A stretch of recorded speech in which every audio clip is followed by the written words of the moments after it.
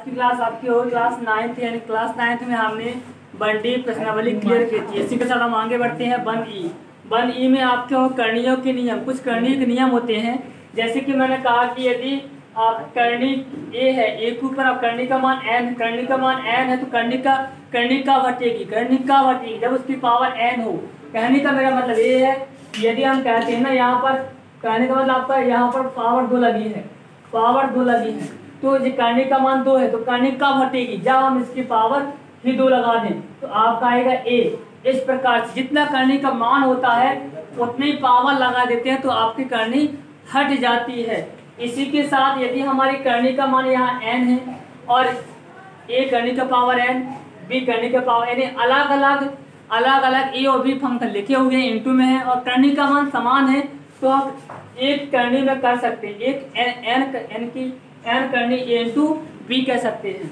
इसी के साथ यानी कि आपका a करणी n है और b करणी का मान आपका n है।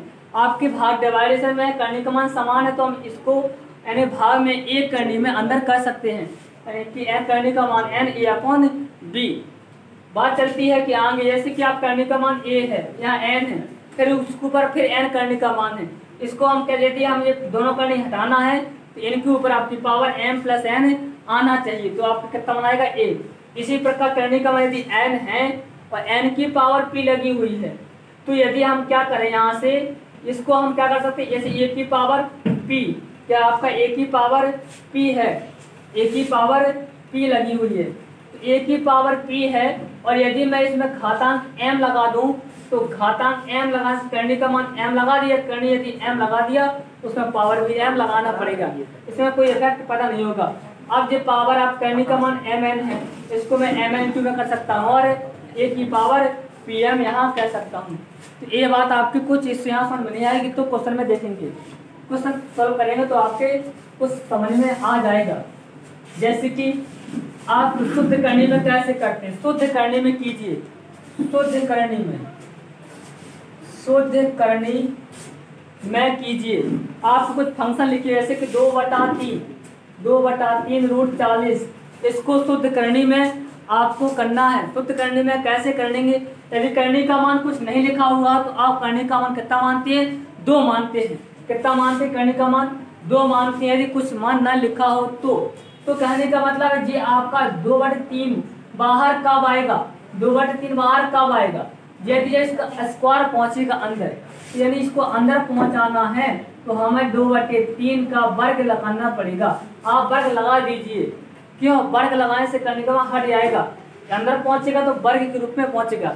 यानी जितना करणी का मान है यदि बाहर वाले को अंदर पहुंचाना है तो उसकी घात उतनी ही लगानी पड़ेगी, यानी कि 2/3 की पावर 2 लगानी पड़ेगी। क्यों, करणी का मान हमारा 2 है, इंटू में 40 तो आपका था ही था, यहाँ से आपका 2 दूनी 4 और 3 3 का 9 मल्टीप्लाई 40 आपका आ जाएगा 4 चौके 16, 160/9 शुद्ध करणी के रूप में आंसर।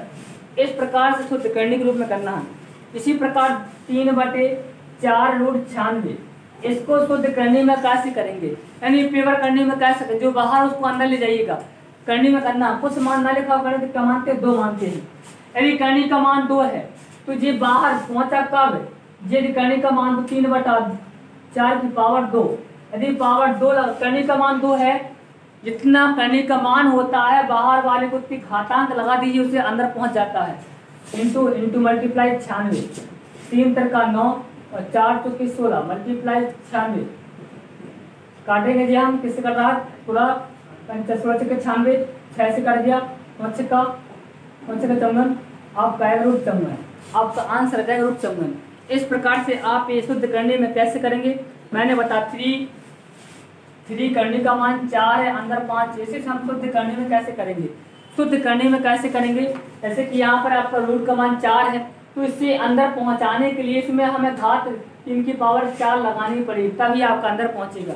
मल्टीप्लाई 5 लिखा हुआ है, 3 की पावर 4, 3 तरफ 9 3 27 तो 81, आपका आएगा 81 मल्टीप्लाई 5, यानी कि आपका आ जाएगा 5 एकम 5 5 40, 405। इस प्रकार से आपको कुछ क्वेश्चन सॉल्व करने हैं। आप निम्नलिखित करने की समाकलन है, यानी कि सॉल्व कैसे करते हैं, सॉल्व वैसे ही है, सॉल्व करने वाला करनी से बाहर कैसे लाते हैं, जितना करनी के मान उसकी पावर उतनी ही होनी चाहिए, तो वह पद आपका बाहर आ जाता है। यदि अंदर से बाहर पहुंचाना तो उसमें ही घात लगानी पड़ेगी। अंदर से बाहर लाना तो जितना करने का मान होगा उसके ऊपर उतनी ही घात होनी चाहिए, तभी वह पद आपका अंदर से बाहर आएगा। आली बात समझ में।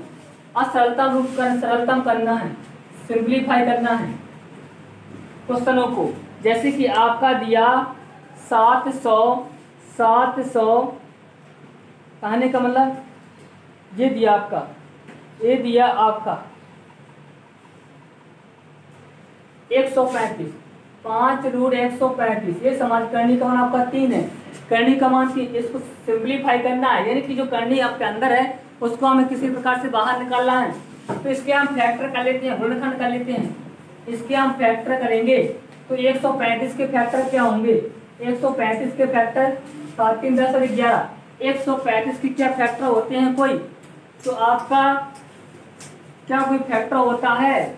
7 एकम 7, 7 6 13। आपका 135 के फैक्टर नहीं होते हैं।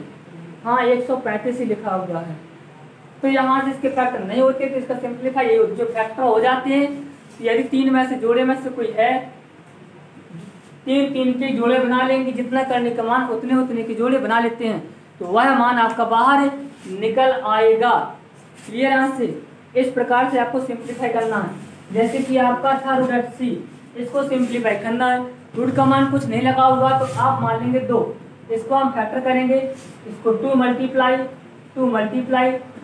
40 आपका आएगा 20, आपका आएगा 10, आपका आएगा 5, आपका आएगा 5।